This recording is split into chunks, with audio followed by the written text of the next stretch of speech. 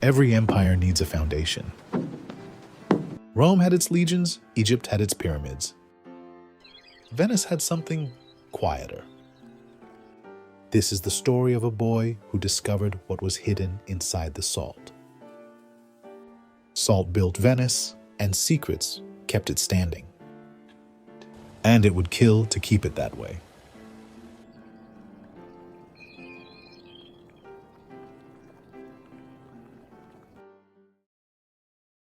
They tell you salt is just white dust until the first body sinks because of it. Tonight, your barge creaks under a load that feels heavier than it should, though the tide is calm. Lanterns on distant watchtowers blur in the mist, and every shadow on the water looks like a patrol boat. Your hands stay on the oar, but your eyes keep sliding to 3 unmarked barrels jammed near the prow. By dawn, you will know that this is the night when your work stops being honest. By day, you run salt along the lagoon channels that feed Venice, a thin line of water between mud and sky.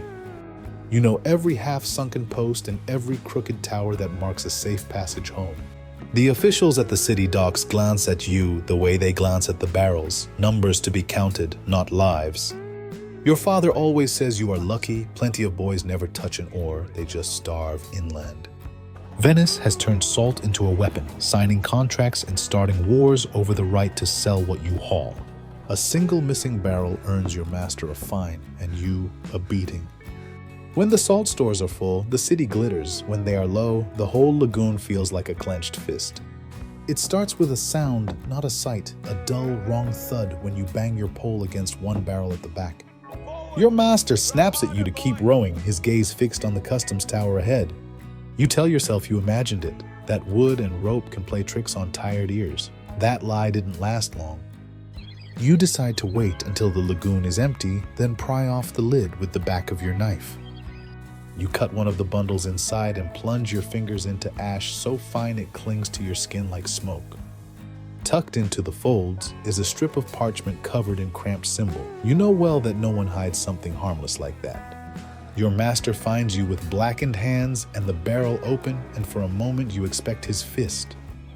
Instead, he closes the lid gently as if covering a corpse.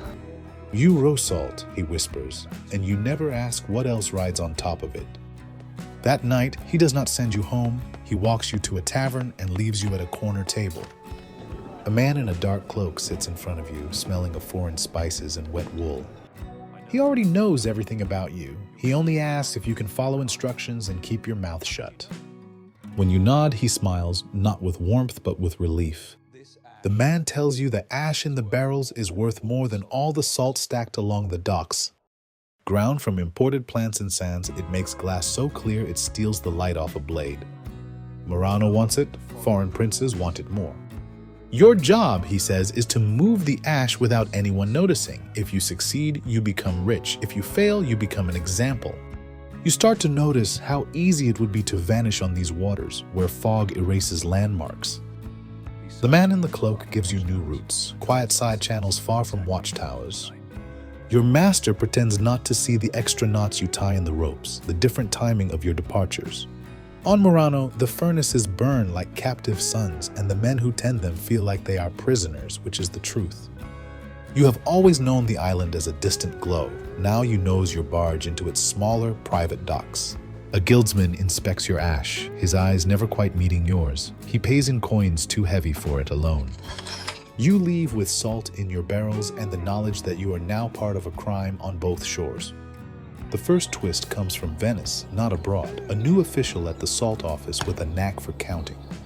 He notices that your manifests never quite match the weight of your loads. Your master assures it is due to evaporation. The official taps the parchment with a finger, as if drumming on your ribs. He decides your barge will be inspected at random from now on. The man in the dark cloak from the tavern is not pleased after you told him the news. Accidents happen on the water, he whispers, tracing a circle on the wood. He does not say the word drowning, he just lets the silence fill it in. The plan is simple, he says. A night crossing, a shifted weight, a collision near a blind bend. The salt will hide everything until the lagoon itself swallows the evidence. He instructs you to shout and play the horrified pilot who did all he could. In return, your debts will vanish. You know there is no way to refuse that does not end with you in the water instead. The night is unnaturally still when you set out, as if the lagoon is holding its breath with you. You steer toward the agreed bend, counting heartbeats instead of oar strokes. The official's small boat appears exactly where the cloakman said it would, lantern bobbing on the prow. You shift your weight. The barge lurches, barrels slam against the gunwale like fists. The official's boat rears, rolls, and disappears, its final splash swallowed by the dark. You thrash in the water for show, grabbing at emptiness until someone hauls you back onto your deck. When you look over the side, all you see is broken planking and a slick of oil. The official's body belongs to the lagoon now. Venice believes you. Men clap your shoulder at the docks, calling you unlucky but brave. The new replacement official signs your papers without really looking, his gaze sliding over you. Only you lie awake at night, hearing the ruined boat break and sink again and again. In Murano, the guild sends a different man to meet your ash, and this one does look you in the eyes. Your barrels are short, he says quietly, while his workers unload. You realize someone has been stealing from the stolen goods, either your master, the cloakman, or both. You leave the dock, knowing that your roots have become a battlefield you cannot see through. Another salt barge burned near Chioggia. A glassworker was found floating face down, and a clerk vanished between shifts. The cloakman starts changing meeting places, passwords, and even the way he says your name. Your master flinches at every knock on the door. In this game, guilt is not about what you did, but about who can be sacrificed. One evening, your father, who has never asked about your work, stops you before you leave home. He has heard about the drowned official and the rumors that salt is only the surface of your cargo. You row for the city, he says, not for ghosts behind tavern doors. You do not have the courage to tell him that the city and the ghosts are the same thing. The breaking point comes with a storm rolling in from the Adriatic, flattening the lagoon in advance. You are ordered to take one last urgent load, fewer salt barrels than usual, and a sealed chest that makes the planks groan. The cloakman is on the dock in person, eyes bright, saying this run ends everything, debts, suspicions, and your obligations. Behind him, you glimpse armed men. You quickly understand that no one plans for you to return from this crossing. You accept anyway, because turning back now would only bring the knives sooner. Rain needles the water, erasing the usual glimmer of the city and turning the lagoon into a sheet of shifting charcoal. Somewhere to your right, thunder rolls over Murano's chimneys, making the furnaces sound like they are laughing. Halfway to the rendezvous point, you stop rowing. The storm roars past your ears. You move along the deck, untying ropes and shifting barrels. You drag the sealed chest to the edge, feel its pull against your arms. Then you heave, and the lagoon swallows whatever secrets they thought they owned. The barge lists wildly, but does not capsize. The salt settles, the ash redistributes, and you are still alive. The men on the far shore will see your lantern, then your empty hands, and will understand what happened. You know that without the chest, their plan to blackmail both Venice and Murano has cracked in the middle. For the first time since all this began, you have broken something of theirs. You see the cloak man standing still when you reach the rendezvous point. His eyes go straight to the place where the chest should be, then to your face. The men in the shadows behind him step forward, but he lifts a hand and stops them. Storms take what they want, you say, and tonight they wanted your box. He studies you as if deciding whether to kill you now or save you for a more useful death. He eventually decides to spread a rumor. You panicked in the storm and threw state property overboard. By the time you reach Venice, you are already known as a coward, a liability. You realize that stories move faster than boats, and now you are trapped inside one you did not write. Summoned before the magistrates, you stand on worn stone while men in red robes read out accusations. Your master tries to speak up, but a clerk lays a hand on his sleeve and shakes his head. The verdict is swift, fines you cannot pay, and a threat of galley chains if another barrel goes astray. You return to the barge as if it were a cell you have been allowed to decorate. The salt still needs hauling, the city still trades and wages war. But your loads are smaller now, and all your arrivals watched by eyes you never see directly. The cloakman is gone, or at least he has changed faces. The guild sends different porters, who count every sack twice. Yet the lagoon remembers. Fishermen pass you in the mist and nod a fraction deeper than courtesy requires. A Murano worker slips an extra coin into your palm, whispering it is for storms that choose the right cargo. A clerk at the salt office stamps your papers without reading them. Their small, dangerous kindnesses tell you that not everyone believes the story written about you. Years from now, people will say that both Venice and Murano kept their treasures because someone once refused to be just another invisible oar. They will not agree on your name or your face, but they will agree that a barge went out heavy and came back light.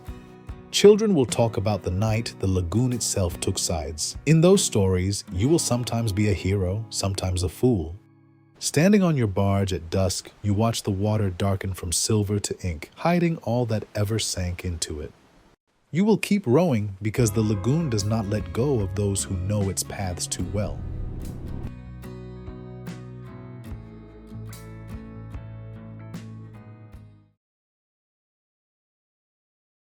You are 14 years old, standing on a dock in a city that isn't yours, learning a craft that was totally unknown to you until now. Murano Island doesn't let its glassmakers leave, not alive, not with what's in their heads. The furnaces here burn day and night, fed with secrets more dangerous than fire. And you were sent here to steal them. Not with a sword, not with threats, with patience, with apprenticed hands. Here's what nobody tells you about being a spy inside the world's most beautiful prison. The longer you stay, the less you want to leave. This is a story about what happens when the cage you were handed turns out to be the only place where you felt ever truly alive.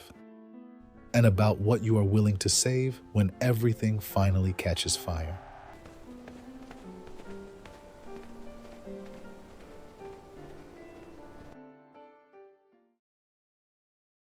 You are 10 years old when you first see Murano glass, a goblet on a French merchant's table that catches candlelight like a trapped star. The man who owns it laughs at your village's crude, greenish bottles as heavy as stones. That night, a stranger in a dark cloak offers your father money not for glass, but for you. You do not know it yet, but he is buying you a life as a thief of secrets. The stranger tells your father he will make you a craftsman in Venice where glassmakers are treated like princes. He doesn't mention that these princes live on an island they are forbidden to leave under threat of death if they share their art with foreigners. He doesn't talk either about the council that hunts defectors across Europe when they try. The journey south is a blur of cold passes and crowded inns. He teaches you to memorize measurements, to notice colors and flames, to remember the feel of sand between your fingers. Eyes first, hands later, he says, rapping your knuckles when you reach for tools you haven't earned. You realize you are not being trained to make glass, but steal it. They ferry you to Murano at dusk when the island glows like a line of small suns along the water. Your escort points at the glowing windows and says, "There, your school, your prison, your fortune." Your master is a man with soot ground into his wrinkles and eyes that reflect fire. He looks you over like a piece of flawed glass, then shrugs and tosses you a broom. All day you haul wood, empty ash, carry buckets of cullet while the real apprentices gather molten honey on their pipes. At night, the door to the workshop locks from the outside and the masters drink wine in a courtyard you are not allowed to enter. You hear their laughter through the shutters, talking about secret recipes passed from father to son like crowns. In the dormitory, another apprentice tells you he was born here and will die here, even if kings beg for his work. You realize the island is not just surrounded by water, it is surrounded by laws you can feel tightening.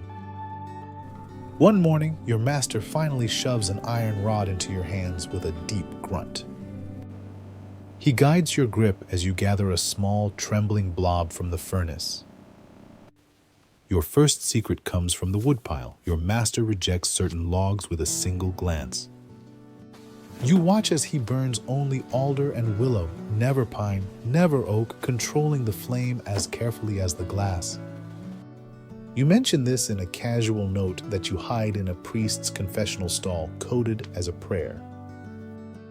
The second secret arrives as a smell, the bitter tang of Syrian ash your master adds to the mix. He calls it soap for glass, laughing as the impurities boil away and leave the melt clear as spring water. You memorize the sack's markings, the proportions he weighs out with his calloused hands. Each new detail you send across the sea feels less like a victory and more like carving pieces off the man who taught you to hold a pipe. A rumor sweeps the island like a draft through the furnaces. A master tried to flee to the Duke of Milan and vanished on the road. Some say he made it to a foreign court, others that Venetian agents reached him first and left his body in a ditch. Your master only mutters that secrets are heavy things. They either sink you or they sink everyone who touches you. He looks at you a beat too long and your stomach knots. You understand that if you are discovered, it will not just be your neck on the block. Despite yourself, you begin to love the work, the hiss of glass on the marver, the slow birth of a perfect curve under your breath. You learn to spin thin canes of color inside clear crystal until they look like frozen lightning.